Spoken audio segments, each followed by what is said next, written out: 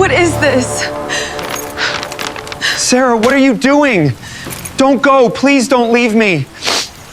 After 18 years of marriage, I thought I knew my wife. I knew her favorite coffee. I knew how she took her tea. I knew the way she laughed when she was nervous. I knew the little things that made her happy. Or at least, I thought I did. Then one evening, I came home and saw a suitcase sitting beside the front door. My wife's suitcase, packed. I looked at her. She was standing in the hallway holding back tears. I asked the question that immediately came to my mind. "Are you leaving me?" She didn't answer. I asked again. This time she whispered, "I can't do this anymore." My heart dropped. After 18 years, was my marriage really ending? I asked if there was someone else. She shook her head. I asked if she had stopped loving me. She looked at me for several seconds. Then she said something I will never forget. "This isn't another man." That answer should have made me feel better. It didn't. Because if there wasn't another man, then what could possibly make the woman I loved walk away after 18 years? For the next few days, she barely spoke. Then, while looking through an old family photograph, I noticed something written on the back. A date, and underneath it, a sentence that made my blood run cold. She doesn't know the whole truth. I stared at those words. Then I realized the truth I was looking for wasn't about our marriage. It had been waiting in her past. And suddenly, I understood something terrifying. My wife wasn't leaving because she stopped loving me. She was leaving because she believed I would be better without her. But before we continue, I want to ask you, if the person you loved suddenly wanted to leave because they believed they weren't good enough for you, would you fight for them, or would you respect their decision and let them go? Because sometimes the person pushing you away is the person secretly hoping you'll give them a reason to stay.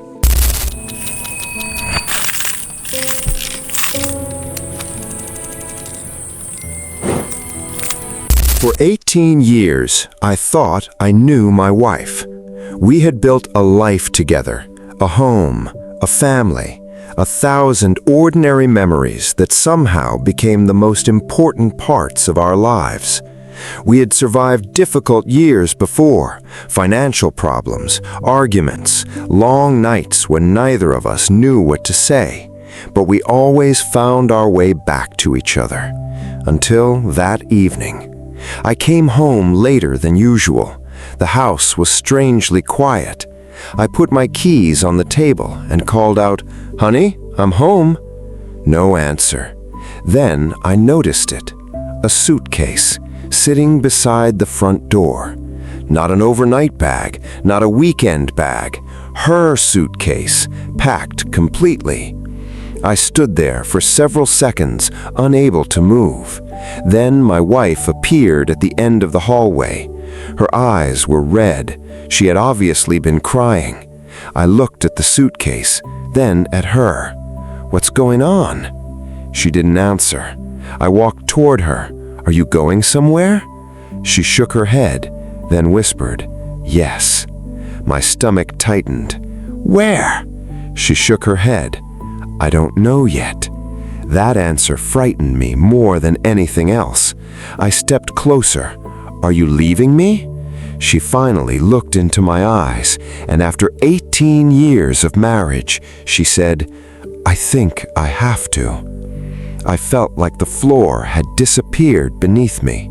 I asked the question that every husband fears, "Is there someone else?" She immediately shook her head. "No." I asked, "Then what happened?" She wiped away a tear. "Nothing happened." I almost laughed. "Nothing? People don't pack 18 years of their life into a suitcase because nothing happened." I told her we could talk. Whatever it was, we could fix it. But she looked at me with an expression I had never seen before. Not anger, not hatred, something much harder to understand. Guilt. She whispered, "You don't understand." I asked her to help me understand.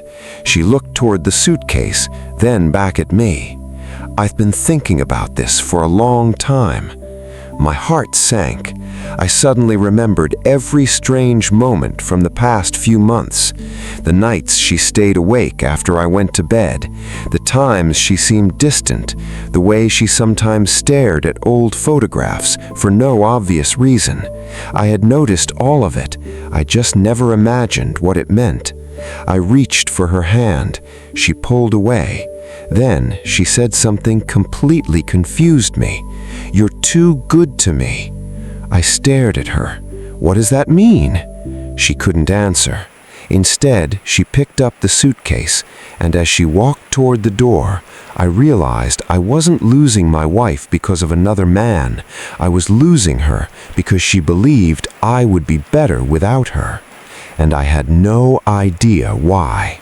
If your partner suddenly packed a suitcase after 18 years together, but said there was no one else, what would you do?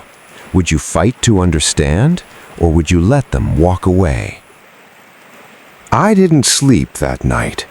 My wife was still in the house, but it felt like she was already gone. Her suitcase remained beside the front door.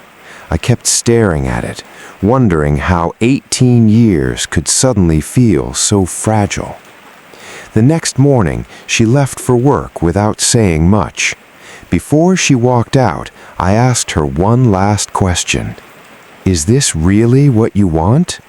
She paused, then quietly said, "I don't know." That answer stayed with me all day. After she left, I started looking through some old family photographs. I wasn't searching for evidence of another man. I was trying to understand her.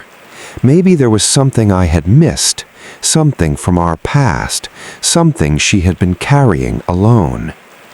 I opened an old album from the year before we got married. There were photographs of family dinners, holidays, birthdays, and one photograph I had almost forgotten. It showed my wife standing beside her parents. She was smiling, but something about the photograph felt strange. I turned it over.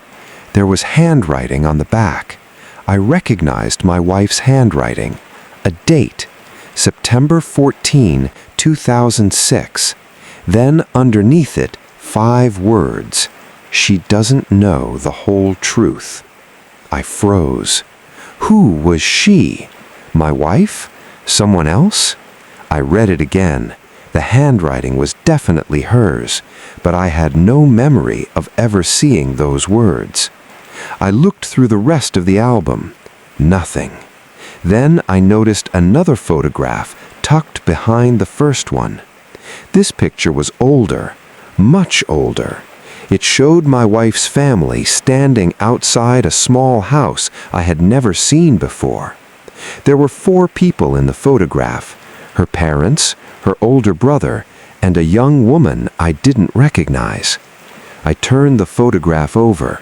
There was another date and another sentence.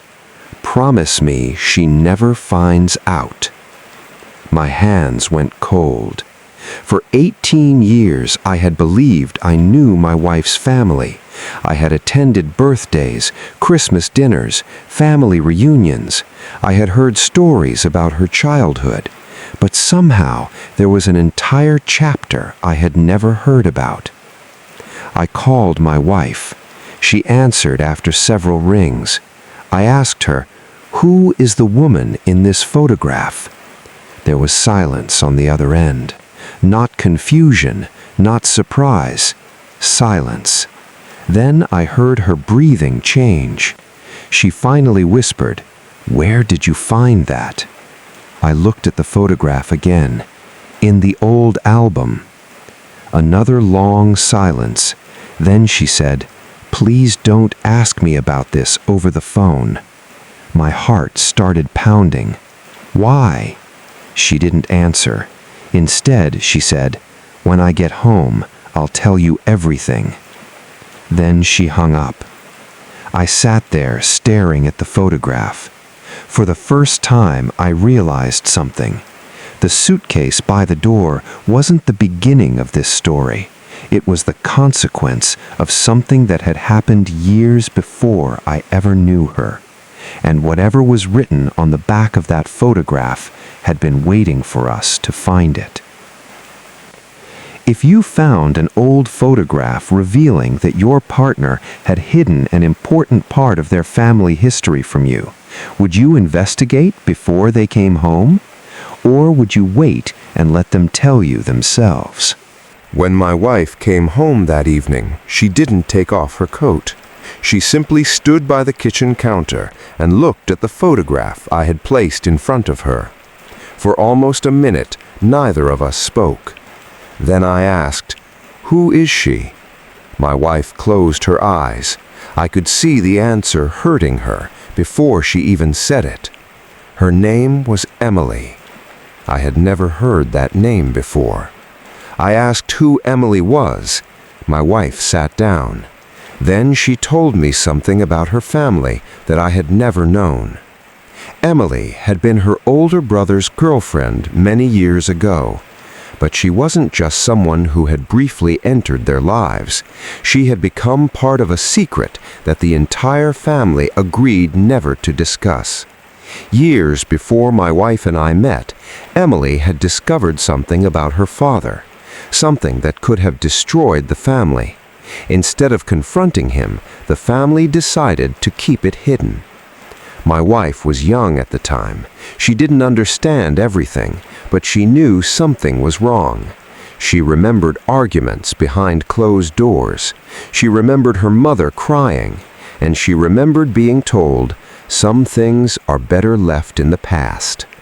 Then one night, Emily disappeared from their lives. No explanation, no goodbye, just gone. My wife was told never to ask questions, so she didn't, or at least she tried not to. Years later, she met me.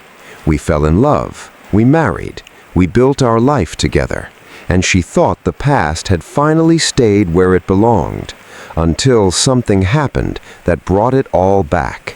She discovered that the secret her family had buried had consequences that reached far beyond their parents. I looked at her. "What does Emily have to do with you leaving me?" My wife looked down at the table.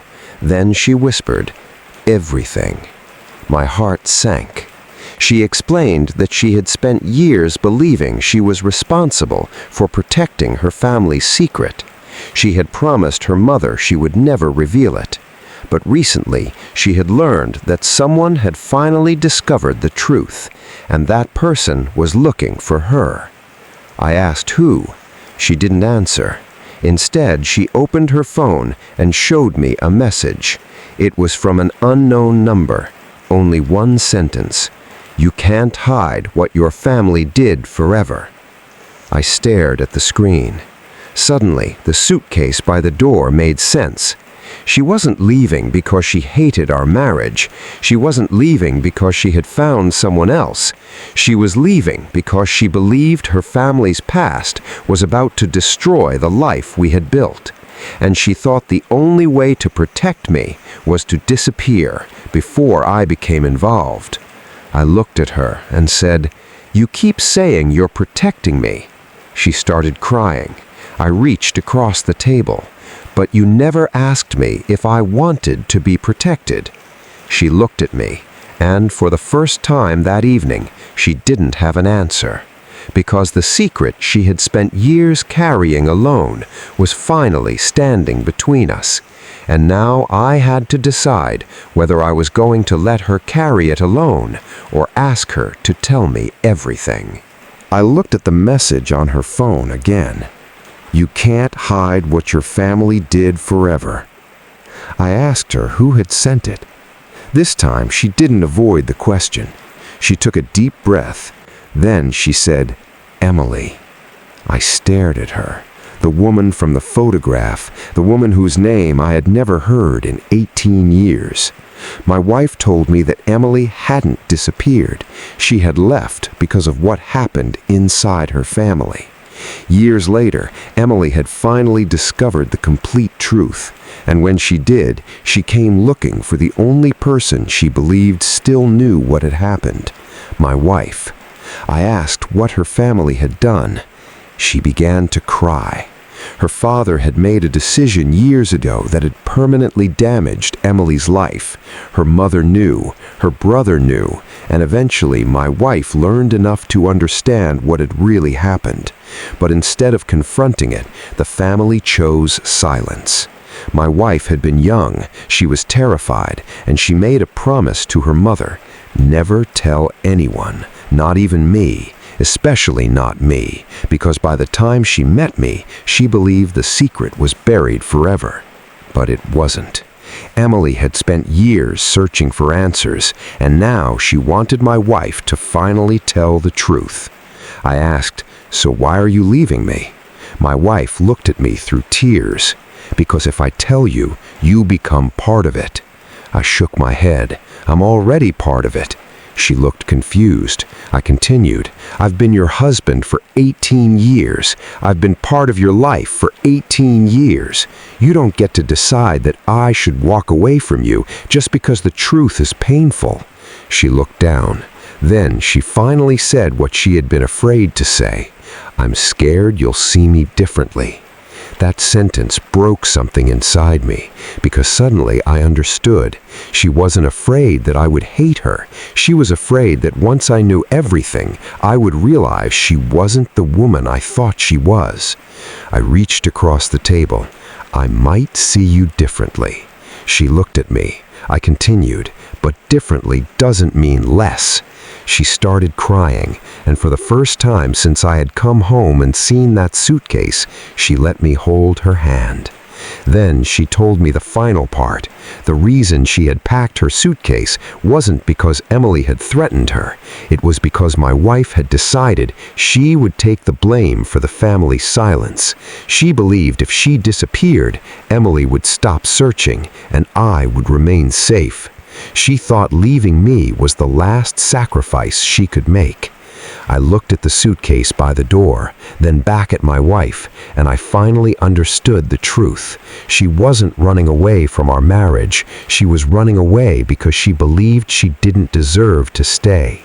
I stood up, walked to the front door, and moved the suitcase away from it. Then I looked at her. "If you're going to leave me," I paused, "don't leave because you're afraid I'm going to abandon you." She stared at me. "Let me decide." For 18 years, she had been carrying someone else's secret. Now, I wanted her to understand something. She didn't have to carry it alone anymore. The suitcase was still sitting by the front door, but for the first time that evening, my wife wasn't standing beside it. She was sitting across from me at the kitchen table, holding the old photograph in both hands. Neither of us spoke for a while. There was so much she had kept inside for so many years. And suddenly, I understood that asking her to tell me everything wasn't enough. She had to believe that I could hear it without immediately judging her. I reached across the table. "You don't have to protect me from the truth." She looked at me. "What if the truth changes everything?" I answered honestly. "Then we'll deal with what changes." She started crying. Not the quiet tears she had been hiding all night. This time, she finally let everything out. She told the complete story. She told me what her family had hidden, what Emily had lost, why her mother had demanded silence, and why my wife had spent years believing that keeping the secret was the only way to protect the people she loved. When she finished, the room was completely silent. I didn't know what to say, because the truth was painful, but it wasn't the truth I had feared. There had been no affair, no secret lover, no hidden second marriage. There was simply a woman who had spent 18 years believing that the sins of her family had somehow become her responsibility. I looked at her. "You carried this for 18 years." She nodded. "I thought I had to." I shook my head. "You didn't." Then I asked the question that mattered most. "Do you still want to leave?" She looked toward the suitcase. For a long time, she said nothing. Then she whispered, "No." But I knew staying wasn't going to magically fix everything. We still had questions, we still had pain, and there would be consequences once Emily's truth finally came into the open. But something had changed. For the first time, my wife wasn't making the decision alone. Neither was I. We decided to contact Emily together. Not to defend her family, not to rewrite the past, and not to decide what Emily should feel, just to finally listen. Because sometimes the first step towards healing isn't forgiveness, it's allowing someone to finally be heard. Before we went to bed that night, my wife walked to the front door. She picked up the suitcase. I watched her carry it back upstairs. She didn't unpack it immediately. She simply placed it inside the closet. And somehow, that small gesture felt bigger than any promise. She wasn't pretending everything was fixed. She was simply choosing not to run. And I realized something I would never forget. Love doesn't mean saving someone from every painful truth. Sometimes love means standing beside them while they finally face it. The next morning, we called Emily, and when she answered, my wife said 4 words. "I'm ready to tell you." For 18 years, the secret had controlled her life. Now, for the first time, she was choosing what happened next. If the person you loved wanted to leave because they believed they were protecting you from their family's past, what would you do? Would you fight for the relationship, or would you respect their decision and let them go? And if you've ever pushed someone away because you felt you weren't good enough for them, share only what you're comfortable sharing. No names, no private details, just the lesson you learned. Because sometimes the person walking away isn't looking for an escape. They're waiting for someone to tell them they don't have to face it alone. When guilt looks like a lack of love, sometimes the person who pushes you away isn't the person who stopped loving you. Sometimes they're the person who believes they don't deserve to be loved. And that's what makes this story so complicated. My wife wasn't leaving because she had found someone else. She wasn't leaving because our marriage meant nothing to her. She was leaving because she had spent years carrying a secret that wasn't even hers to carry. She believed that her family's past had somehow made her unworthy of the life we built together.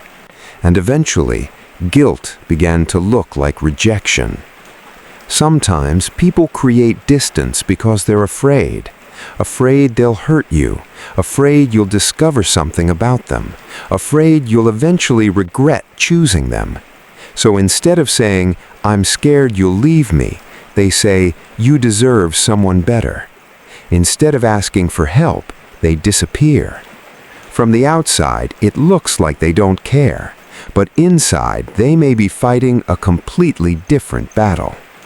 When someone carries guilt for too long, they may start believing, if they knew everything about me, they wouldn't love me.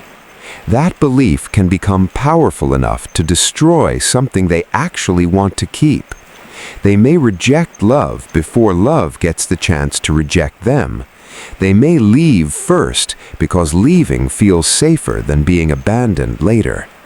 And that's what my wife was doing. She wasn't running from me, she was running from the possibility that I would see her as damaged. Understanding someone's fear doesn't mean we should excuse every decision they make. My wife believed she was protecting me, but she was also making a decision for me. She decided I couldn't handle the truth. She decided I would leave. She decided our marriage would be safer without her, but she never asked me. And that's where protection can quietly become control. Because sometimes the most loving thing we can do is give someone the truth and let them choose. This is an important distinction. I can understand why she was afraid. I can understand why she carried the secret.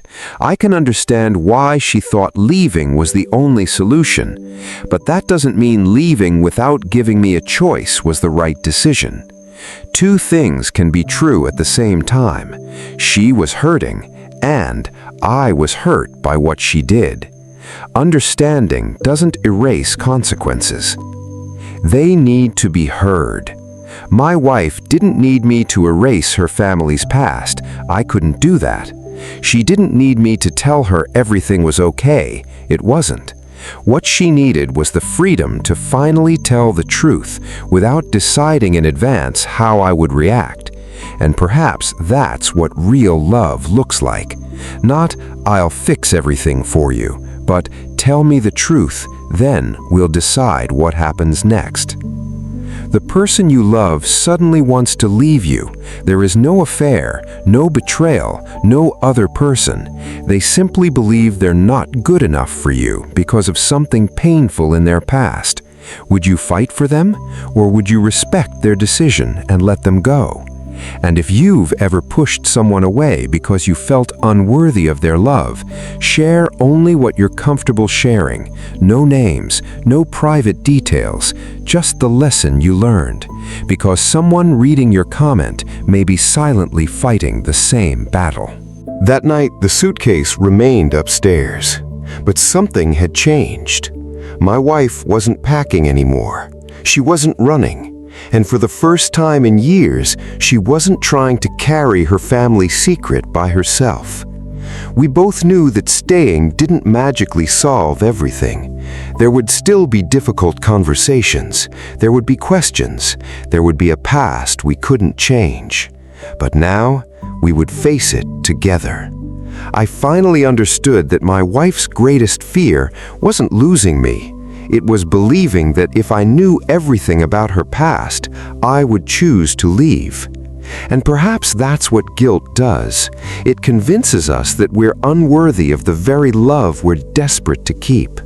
But love isn't supposed to be built on one person constantly deciding what the other person can handle. Sometimes you have to tell the truth and trust them enough to make their own choice. My wife once believed that leaving me was the only way to protect me. But that night, she finally understood something. She didn't need to protect me from her truth. She needed to let me decide whether I was willing to stand beside her. And I was. Not because the past didn't matter, but because the truth finally gave us something the secret never could. A choice. If the person you loved pushed you away because they believed they weren't good enough for you, would you fight for them, or would you respect their decision and let them go? And if you've ever pushed someone away because of guilt, fear, or something from your past, share only what you're comfortable sharing. No names, no private details, just the lesson you learned. Because someone reading your comment tonight may be silently telling themselves, "I'm not worthy of being loved." Maybe your story could remind them that their past doesn't automatically decide their future. If this story touched you, leave a like.